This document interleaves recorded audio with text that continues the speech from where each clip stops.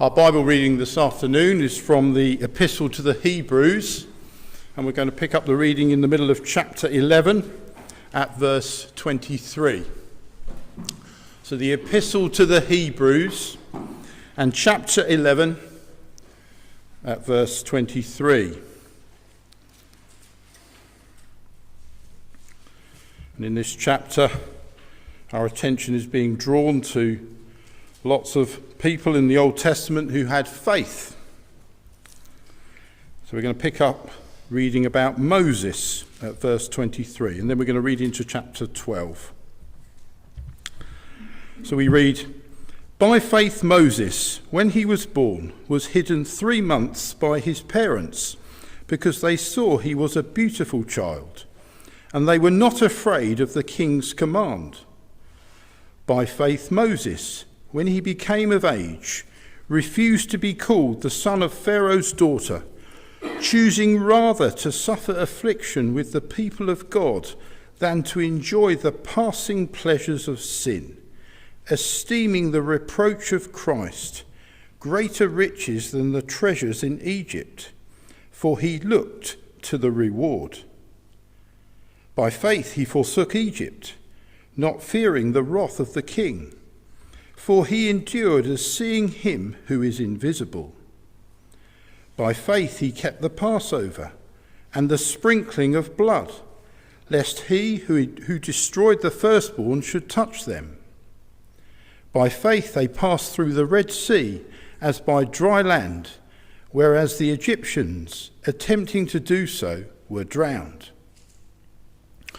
By faith the walls of Jericho fell down after they were encircled for 7 days. By faith the harlot Rahab did not perish with those who did not believe, when she had received the spies with peace. And what more shall I say? For the time would fail me to tell of Gideon and Barak and Samson and Jephthah, also of David and Samuel and the prophets, who through faith subdued kingdoms, worked righteousness, obtained promises, stopped the mouths of lions, quenched the violence of fire, escaped the edge of the sword, out of weakness were made strong, became valiant in battle, turned to flight the armies of the aliens. Women received their dead raised to life again. Others were tortured, not accepting deliverance, that they might obtain a better resurrection. Still others had trial of mockings and scourgings, yes, and of chains and imprisonment. They were stoned, they were sawn in two, were tempted, were slain with the sword. They wandered about in sheepskins and goatskins, being destitute, afflicted, tormented, of whom the world was not worthy. They wandered in deserts and mountains, in dens and caves of the earth. And all these, having obtained a good testimony through faith, did not receive the promise, God having provided something better for us, that they should not be made perfect apart from us.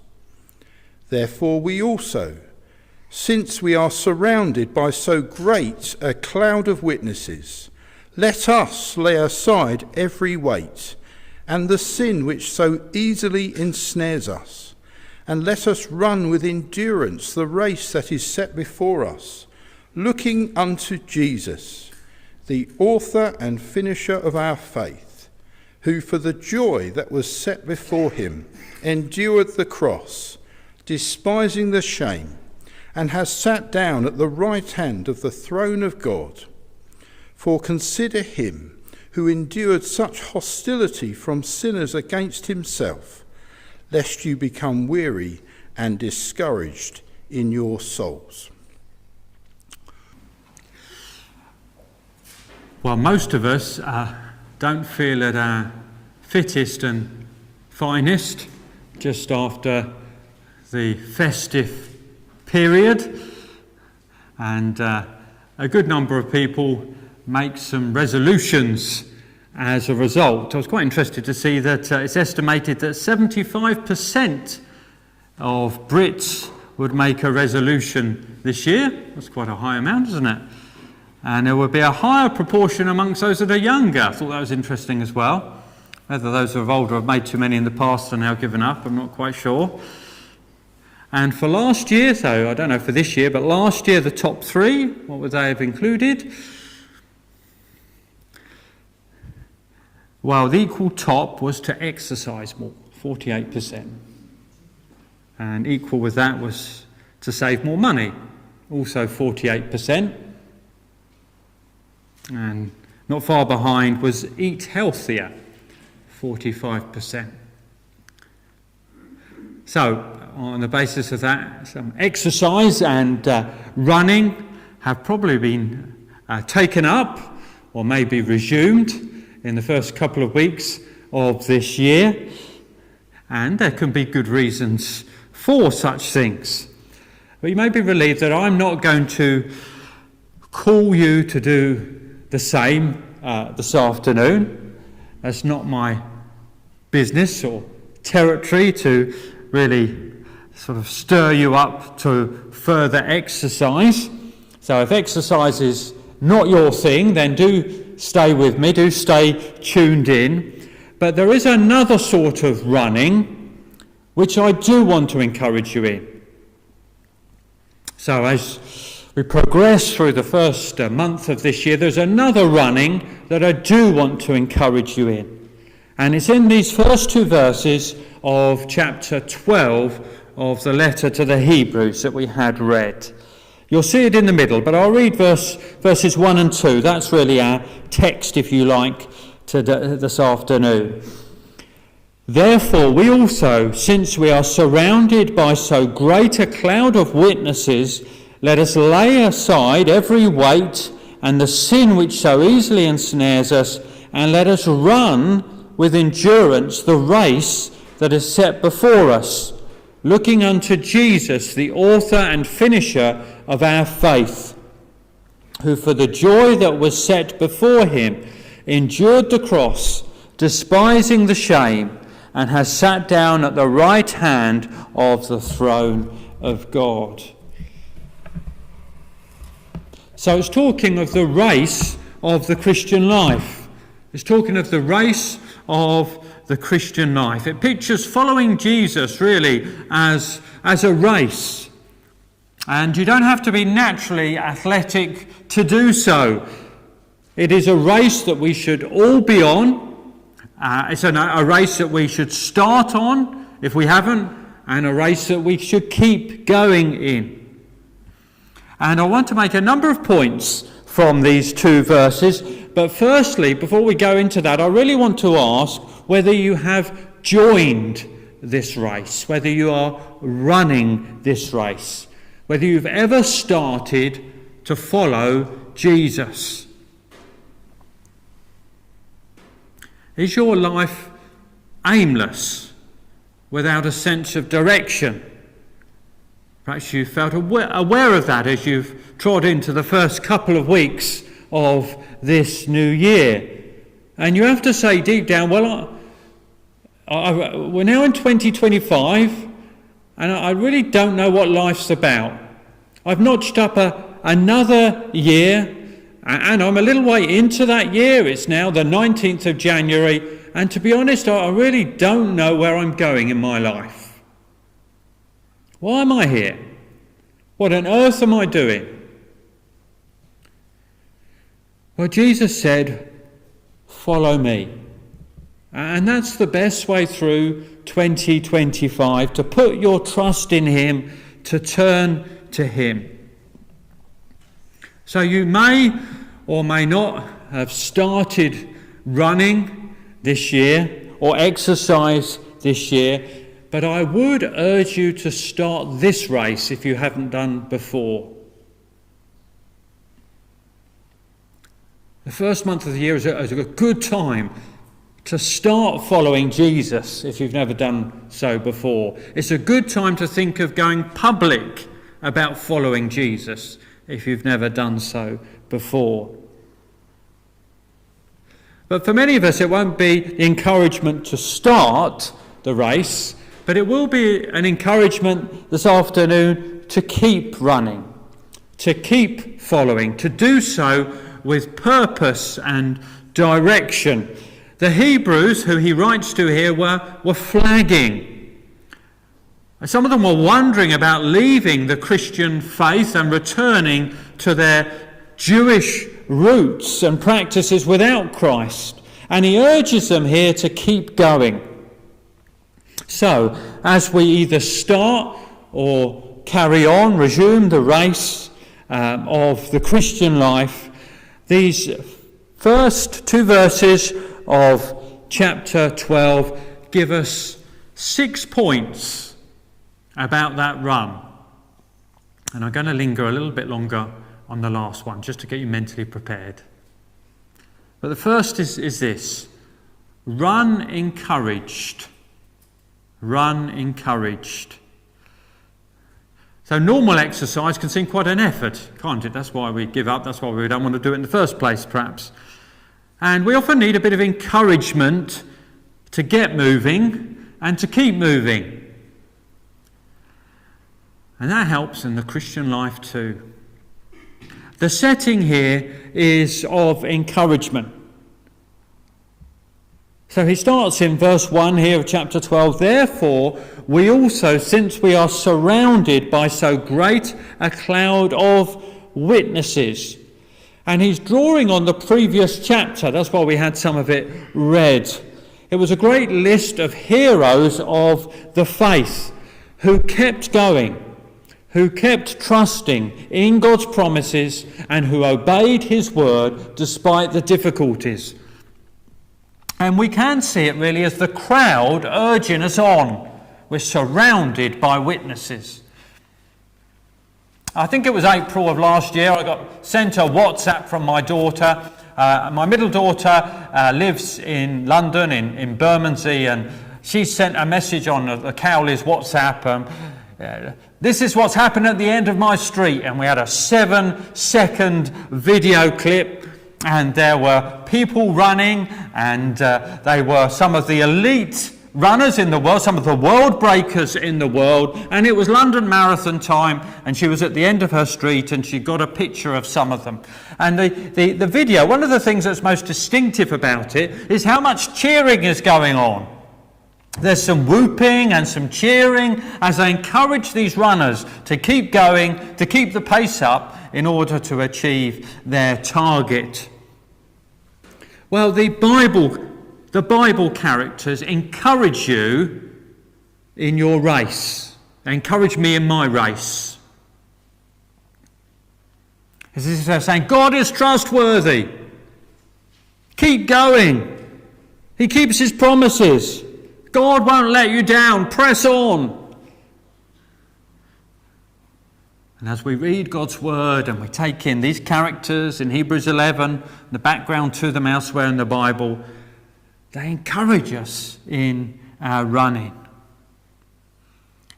In winter we can be tired. We can be sagging a bit. We can feel a bit like verse 12, where it says that hands that are hanging down and knees that are feeble. And if it's how we're feeling this winter in terms of our Christian life, then run encouraged. To take the cheers of Hebrews 11 to encourage you to endure in your race. Run encouraged. Secondly, run with others. Run with others. So we admire people, don't we, that run on their own. Maybe it gets your mind thinking of different people that do or that train. It makes me think of Mo Farah, the long-distance runner. He won the 10,000 and the 5,000 gold, didn't he, at the Olympics? And his training regime, running up mountains on his own, long hours. You think, how can somebody do that? That's hard. Most of us, or a lot of people anyway, find it easier to run with others. Hence the popularity of the park runs. You could turn up at 9 o'clock on a Saturday morning and there's lots there. It's a sort of group activity. There's a sense of community between you and you can encourage each other in trying to keep fit. Well, I found it significant as I thought of these verses, the way he puts it, let us run with endurance. Let us run with endurance. Running the Christian race, if you like, is best done in community. It's best done in community. If you isolate yourselves from other Christians, it's going to be harder. It's not the best way to negotiate 2025 to try and do it solo. God has placed us in community. He's placed us with the blessing of churches. So are you at risk of drifting? Some I know of, some in our own fellowship and others, and it's a danger of them drifting, of stopping contact with Christians, missing services, not responding when Christians are trying to make contact and help, not turning up to the Bible study or whatever might be laid on as a blessing. Run as part of the pack. Run as part of the pack. He'd said a couple of chapters earlier, hadn't he? 10 verse 25. I'll start in verse 24. And let us consider one another in order to stir up love and good works, not forsaking the assembling of ourselves together, as is the manner of some, but exhorting one another, and so much the more as you see the day approaching. So if you're wanting to follow Jesus in 2025, keep in close contact with other Christians. Run with others. And then a third point from these two verses is run the route. Run the route. Twice in these two verses we have this phrase, set before. In verse 1, we have, let us run with endurance the race that is set before us. And then drawing on the example of Jesus, in verse 2 it says, who for the joy that was set before him endured the cross. Now I suppose some people who run just sort of open their front door and go out in their stuff and they sort of think, well, that road looks good and that alleyway looks good, and they head off and they do quite a sort of free roaming run. I did hear of somebody a couple of weeks ago who did that. I don't know how he did he do about 15 miles or something in the day, and he hadn't got a route plan. But for most people, when they set off, they've got a route in mind. Perhaps it's got a certain length. Maybe they've got it on Strava or some other sort of run app, and they're keeping a record. Certainly, if you go in for a major sort of run with others, then there is a route and there is directions and there are marshals. And if you were to run in athletics, well, you've got your lane in front of you. There is a route to go. There is a set path in front. And God has laid a track before us to follow. And there is a route through 2025. It is set before you. And there may be uphills and downhills. There may be avenues that are pleasant and thorny tracks. There may be some mud and there may be some tarmac, but the route is set. It helps us as we go on in the race and as we go on further into the year ahead, to do so with a sense of God's providence. This is helpful, isn't it? To have a sense of God's providence. You're where God has now placed you in his overall sovereignty. You remember what was said to Esther And who knows that you've not come to the kingdom for such a time as this? It was under God's control where she was, even though it wasn't all plain sailing and easy for her, even though the clouds were gathering over the situation. And there is a route before you as you serve God. And that route may include maths lessons, and it may include caring for an aging relative, and it may include traffic queues, and it may include teaching from the Bible, and it may include aching joints. And you've got a sense of what the route is or might be. And the Bible's encouragement here is run the route. Live your Christian life along that track. Follow the way in which the Lord has placed you and led you. Maybe the year has started difficult. Or you expected in these early months to be quite tough.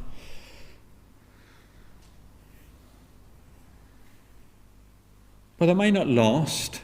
It may not be like that fully. But keep in mind it is the set route. It is the route laid in front of you by the Lord. Live for Christ in that. Keep trusting. Learn lessons along the way. Serve as best as you can in your circumstances. Run the route.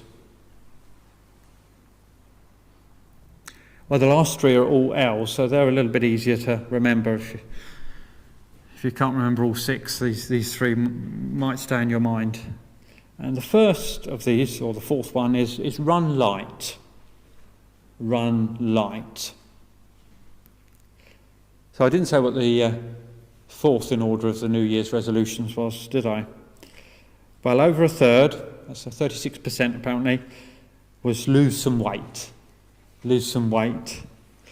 And many of us come out of the sort of festive period, and perhaps sometimes even more, eating all the lovely presents through January that we were given during the festive period, and we feel we need to trim a few pounds.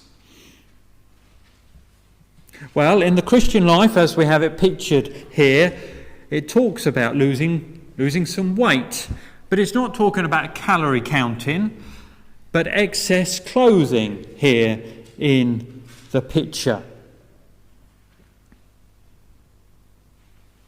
Imagine a lineup for a race, and it's serious stuff, and the athletes are poised for the starting gun, and they're wearing their lightweight trainers and their sort of streamlined lycra. And in the middle of this line is this guy. And he's wearing a duffel coat and wellies and a bobble hat and wide-legged jeans. And you think to yourself, well, I don't fancy his chances. There's no way he's going to get past this lot dressed like that. So we have in verse 1, therefore, we also, since we are surrounded by so great a cloud of witnesses, let us lay aside every weight and the sin which so easily ensnares us, and let us run with endurance the race that is set before us. Here is a picture of sin. The wrong things that we're prone to do, the unhelpful words that come out of our mouths, more basically the inclinations of our heart, which don't go in the direction of the Lord or the direction of love, but they go in the direction of selfishness and pride and discontentment. And such things slow us down in our race.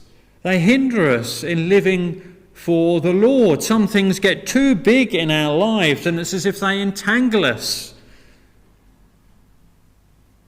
We almost get addicted to them. Well, what might these things be? these sins? Well, there'll be a whole variety of things for us here this afternoon. In the surrounding chapters, there's things like greed and too much love for money. There's sexual immorality. There's resenting authority. The things that are particularly hampering you in serving the Lord, in following the Lord. Bad habits that need rectifying, poor decisions. Run light. That's the message of these two verses. Run light. Take those things off which are hindering.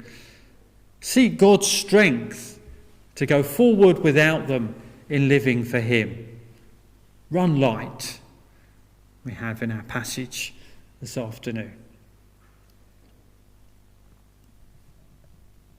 And then we have, fifthly, run long. Run long. So the Christian race, as you know, is an ongoing race. It's not a sprint. It's not just a short burst of activity. It's not just for January. I expect many perhaps got out their running shoes or they signed up for the gym, and maybe it's already petered out. Here we are, middle of January. And perhaps we've all done something along those lines in previous years with some of our sort of healthy resolutions. Well, the Christian life is to be an ongoing race. We're to run long, even through the hardships on the way. And these Hebrews that this letter was written to, they were having a hard time. There was opposition. If we just go back into chapter 10 and verse 32, this was some of their early days. But recall the former days in which you were illuminated. You endured a great struggle with sufferings, partly while you were made a spectacle both by reproaches and tribulations, and partly while you became companions of those who were so treated. For you had compassion on me in my chains, and joyfully accepted the plundering of your goods, knowing that you have a better and enduring possession for yourselves in heaven. Here in chapter 12, there is talk of them enduring hostility. People were against them. People were making life hard for them. It wasn't easy for them to be a Christian. They were standing out. They were a bit of a sore thumb. They were not enjoying it. Their reputation was plummeting. They hadn't been murdered for their faith. Verse 4, you've not yet resisted to bloodshed, striving against sin, but presumably he says that there had been quite a lot of threatening behaviour in their direction.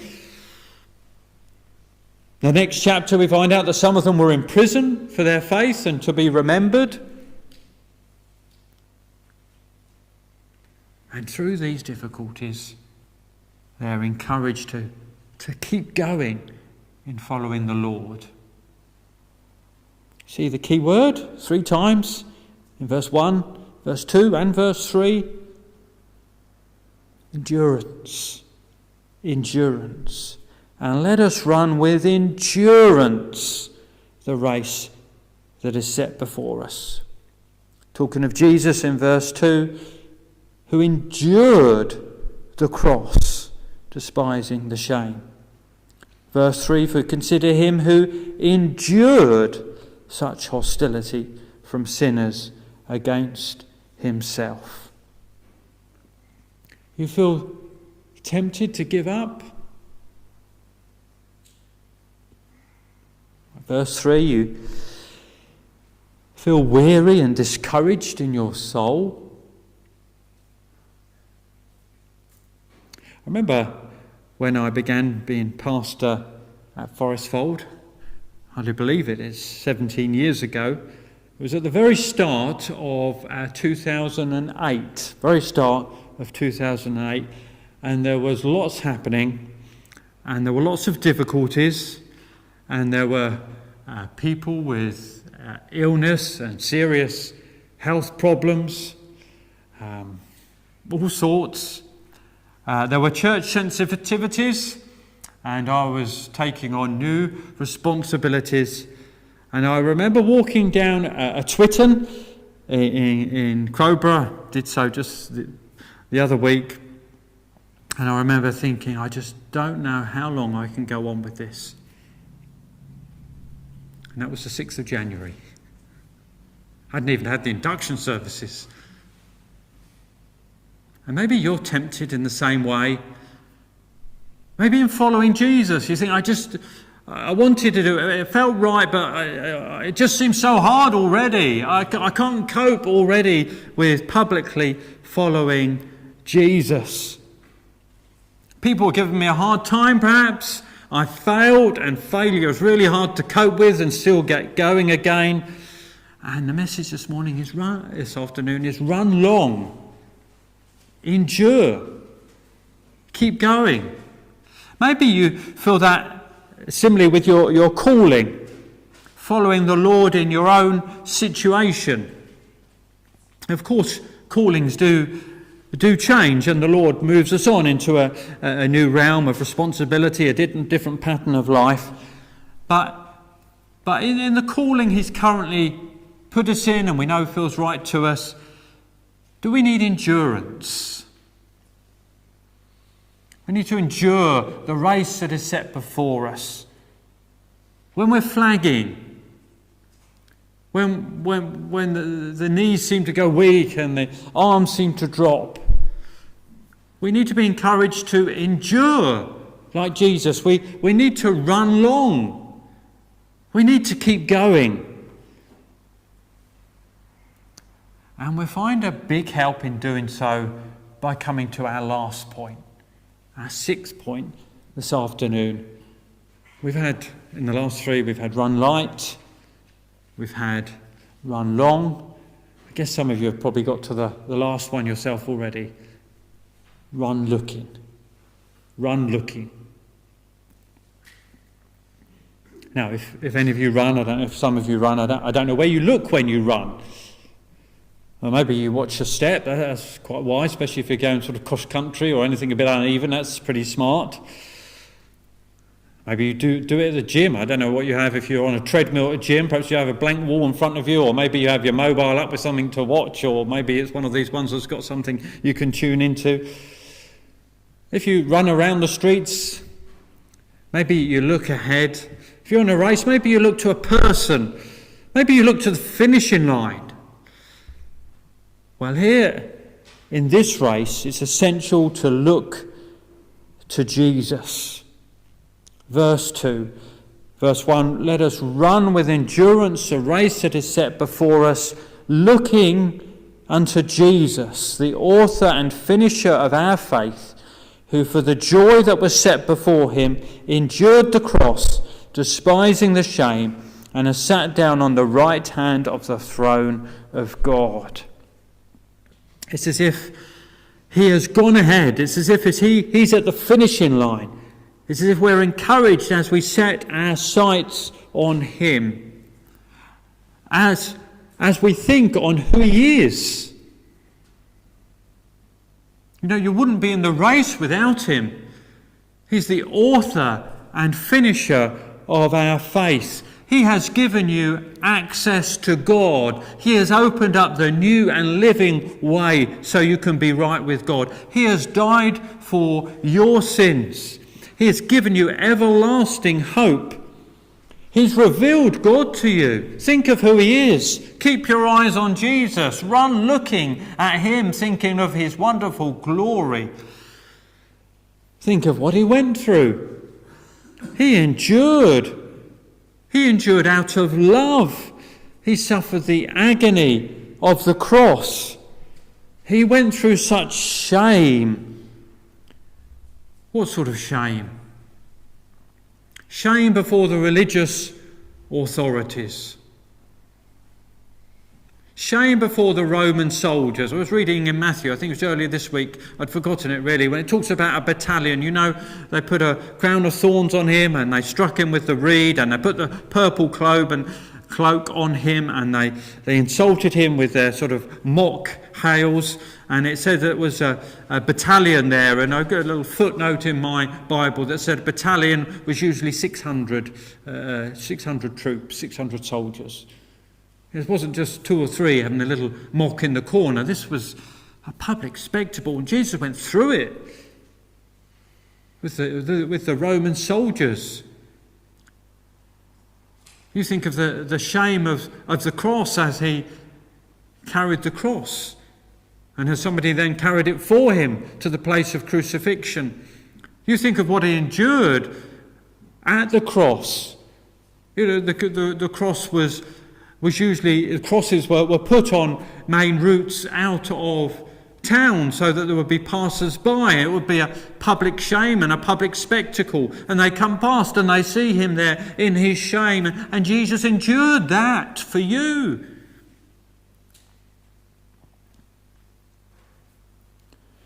And when you think of that, it increases your own endurance, doesn't it? You think, well, he's done that for me. Can't I keep going for him? Think of where he is now, at the end of his race. Resurrected, ascended, exalted, in glory, in a place of triumphant joy, received by his Father, looking unto Jesus, the author and finisher of our faith, who for the joy that was set before him endured the cross, despising the shame, and has sat down at the right hand of the throne of God. Run looking. Run looking. I have here a message from the other side of the world. I have here a message from the other side of the world. So we support a missionary who's in Papua New Guinea. Some of you will know of her. It's Rosie Crowther. And she very kindly brought back to Esther and I a number of years ago one of these lovely little pendant from Papua New Guinea. And here it is. It's a slightly different version, but there you go. If you're younger and you haven't followed much, most of you are older, perhaps you can just remember this bit, but there it is. Keep your eyes on Jesus. Hebrews 12, verse 2. A message from the other side of the world. Run looking. Run looking is our last point this afternoon. So where is your gaze as you progress further into 2025? Ask myself that. You've experienced hardships, and look at the hardships, because you have to look at them a bit. You've got to try and sort of face up to them, cope with them, but you're looking at them too much, almost like Peter and the waves, rather than looking at the Lord who was calling him. You're thinking about the terrain, which is very daunting. Well, most hardships, most difficulties are faced better by thinking of Jesus, by considering him, as it says in verse 3, by looking to Jesus, as it says in verse 2. So we go forwards. And sometimes we find it difficult to get going. It's a bit like the mornings. I don't know what your mornings are like in January, but it's a bit harder to get up in January, isn't it? You're not agricultural here, and you're just used to getting up so early and getting going. But for a lot of people, it's harder when it's cold, and it's harder when it's darker. Maybe you feel a bit like that spiritually. So it's a job to get up and get going at the start of the year. Well, maybe this afternoon's message is a help to run the race. And we've had 6 points. I'm going to recap them for you. And as I do so, I just want you to try and pick one or maybe two of them. You think, yeah, that's especially helpful for me. Maybe in afterwards with your friend or at home or whatever. Perhaps even just say, which if you've got a bit of open sort of Christian chat with them, or start a bit of open Christian chat, just which one. We did this as a home group. We were looking at similar things to this, and I had a home group, and we thought we'd do it on it. And in advance, I asked all in the home group to pick one or two, and it was a lovely time. We got 11 in our home group, and by the time we went round, we'd covered all 6. People would pick different ones that have been helpful to them. So don't pick all 6. Pick 1 or 2 that you think, especially, I want to think about that and pray about that for myself. So we've had run encouraged. We've had run with others. We've had run the route. We've had run light. We've had run long. And we've had run looking.